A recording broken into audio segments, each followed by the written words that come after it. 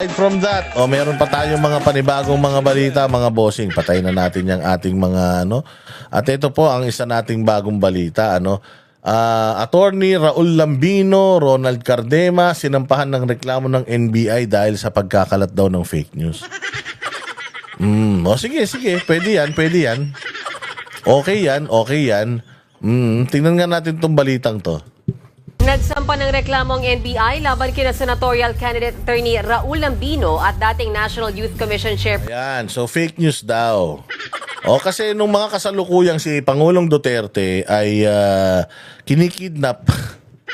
Kinikidnap papunta ng Hague. Nung mga kasalukuyang siya ay kinikidnap papunta ng Hague. Itong dalawang to ay naglabas ng kanilang statement na meron na daw temporary restraining order ang Supreme Court. It turned out, wala pa. Okay? It turned out, wala pa. Hindi ko alam kung saan nila nakuha yung mga balita na yun. Baka na-fake news lang din sila.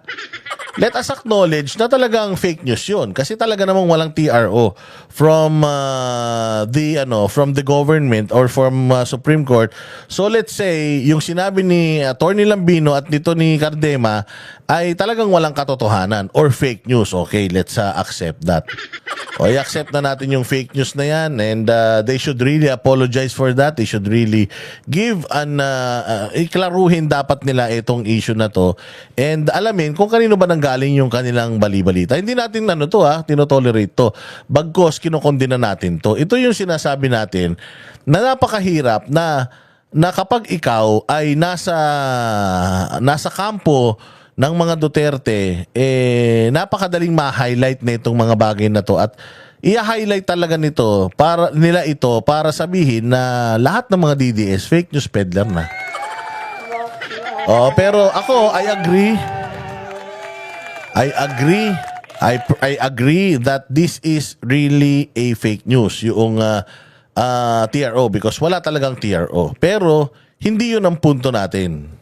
Person Ronald Cardema. Kaugnay ito ng fake news nilang pahayag na tungkol sa umano'y TRO ng Korte Suprema sa pagpapaaresto kay dating Pangulong Rodrigo Duterte. Nasa frontline ng balitang yan si Elaine Fulgencio.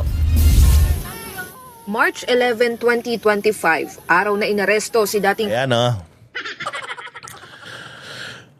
anong tawag nyo dito sa nangyari kay Pangulong Duterte? Doon daw po sa mga hindi abogado, ang tawag dito, kidnapping.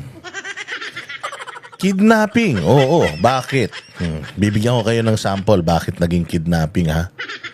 Galing siya sa Hong Kong, dinala siya sa isang lugar, hindi siya binigyan ng tamang proseso, hindi siya nagkaroon ng proper counsel, hindi siya nagkaroon ng proper medical assessment, hindi siya nakita ng kanyang mga pamilya.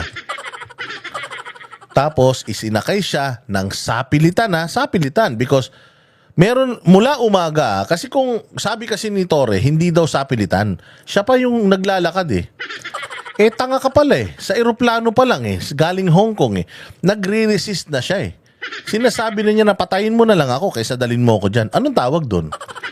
Di ba? Yung ginagawa nyo sa kanya is against his will. Lahat ng sinasabi, pinapaliwanag niya sa'yo na ganito, pare, ganyan. Alam ko, katanggap ka lang sa iyong tungkulin. So, ikaw alam ko naman yun. Pero ito kasi yung consequences niya, bla bla bla. So, lahat ng mga legal advice, ibinigay sa'yo, kay Torre na Pangulong Duterte. Pero hindi nakinig si Torre. Ang ginawa ni Torre, sapilitan niyang isinakay dito sa eroplano. Paano sapilitan, Boss Dada? Naglalakad nga mag-isa. Oo, hindi mo nga binuhat. Pero sapilitan dahil kahit ayaw niya, kahit di niya pa nakikita yung anak niya, hindi pa siya nakakapag kumbaga exhaust ng lahat ng legal remedies na accorded to him by the law. Isinakay na siya sa isang eroplano at itinakas siya sa Pilipinas. Anong tawag doon? Itinanan siya? Ang tawag po doon sa walang alam sa batas ay kidnapping. Parang kidnapping talaga. Pero sa mga abogado, ang tawag daw dito ay extraordinary rendition. Nirender siya ng illegal. Illegal pa din.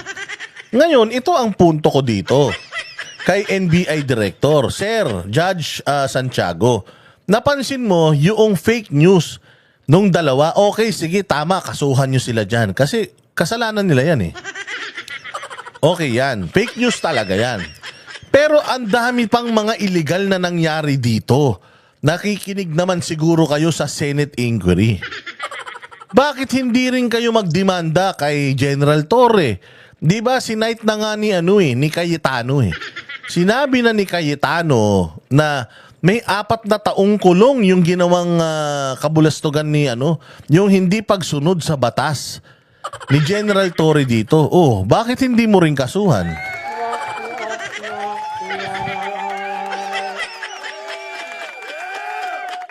Nakita ninyo yung mga kasinungalingan ng PNP natin, hindi ba?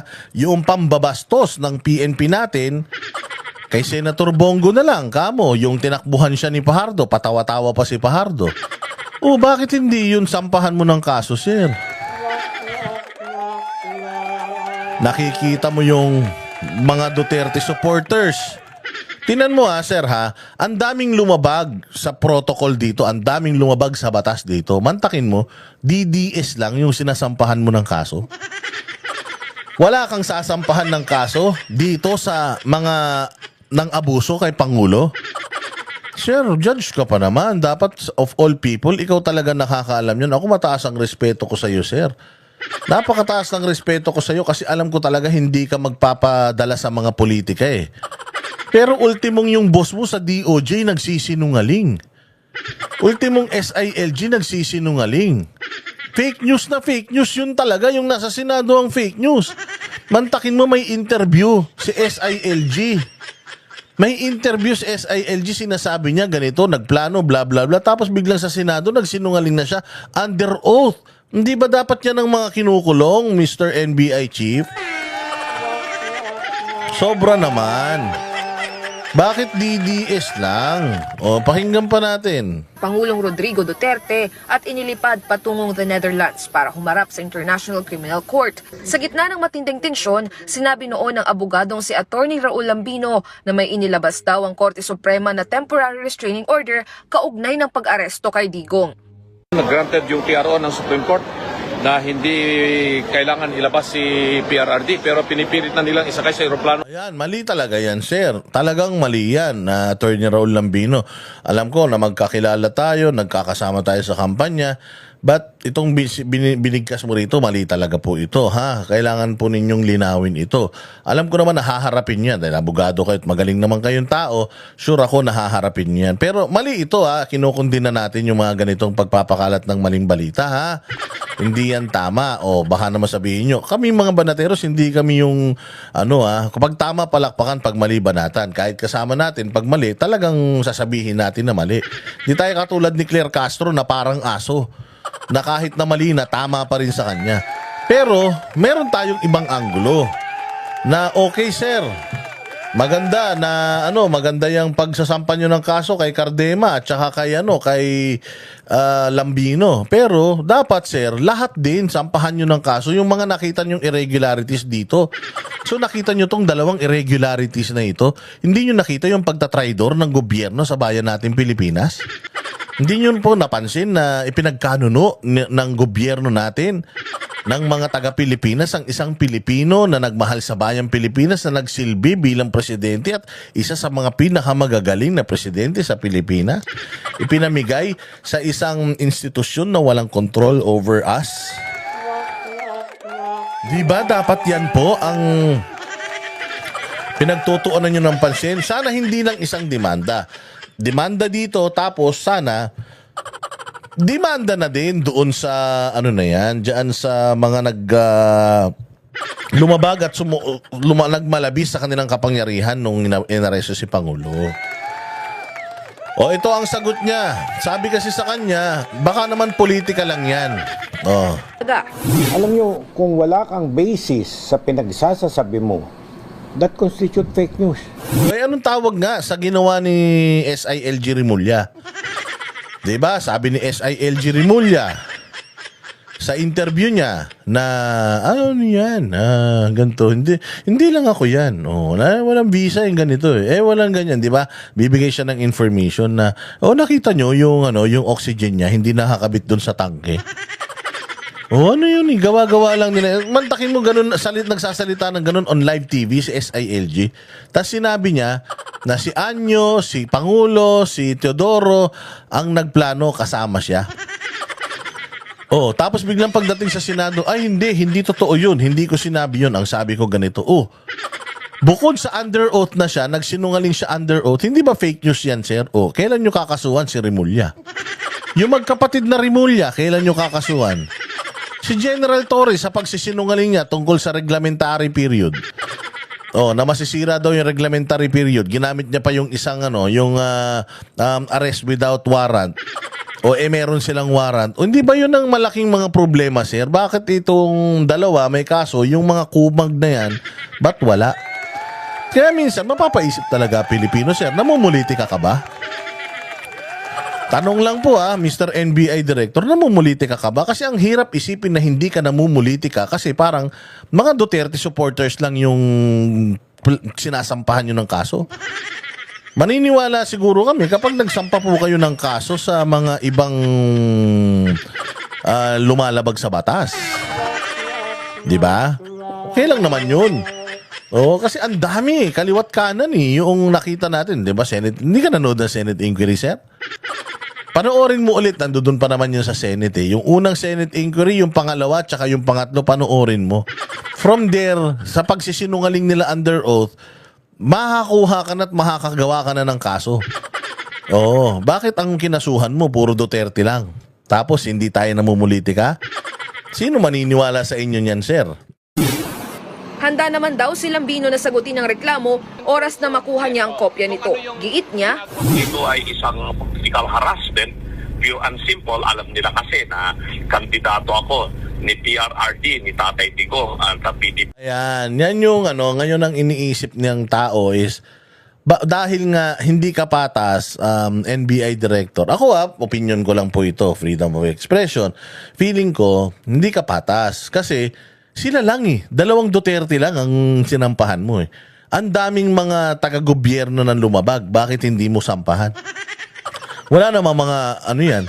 Wala, yung iba namang mga lumabag dito, wala namang yan, tawag dito yung immunity to suit dahil nasa gobyerno. Wala. Ang PNP naman, hindi naman saklaw ng executive privilege nga Hindi nga sila saklaw So, bakit hindi tayo nagsampa ng demanda dito sa PNP? Sa nakita natin ng mga pagkakamali, judge ka pa naman. Katulad yan, ang DOJ, lumabag sila dun sa protocol. Ano yun? Sinasabi nila na ang ang DOJ daw, ang local judicial authority. Paano naging local judicial authority ang DOJ? Executive yan. Diba? Kaya nga may secretary yan na nagtatalaga executive si Pangulong Marcos. Dahil executive, yan na branch yan, kasama yan sa executive branch. Fiscal po sila. Hindi naman po sila judge. Hindi ba? Bakit hindi mo sila kasuhan? Anong kaso pwede ikaso? Pwede mo ikaso dun. Ano yung tawag dyan? Yung usurpation of authority dahil hindi naman sila authorized Only the local courts, RTCs lamang at Supreme Court, Court of Appeals. Yan lang po yung local judicial authority. Pero they acted as if they are the local judicial authority. So ano yun? Usurpation of authority.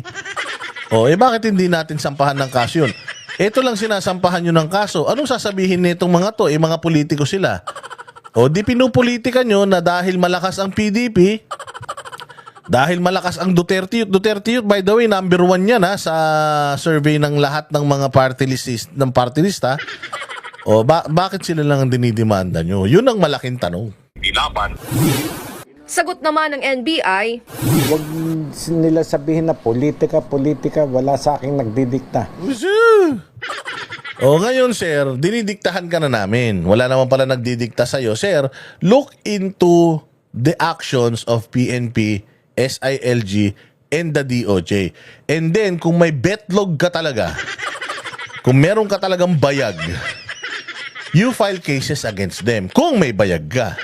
Pero kung wala kang bayag, wala. You will just target Duterte supporters.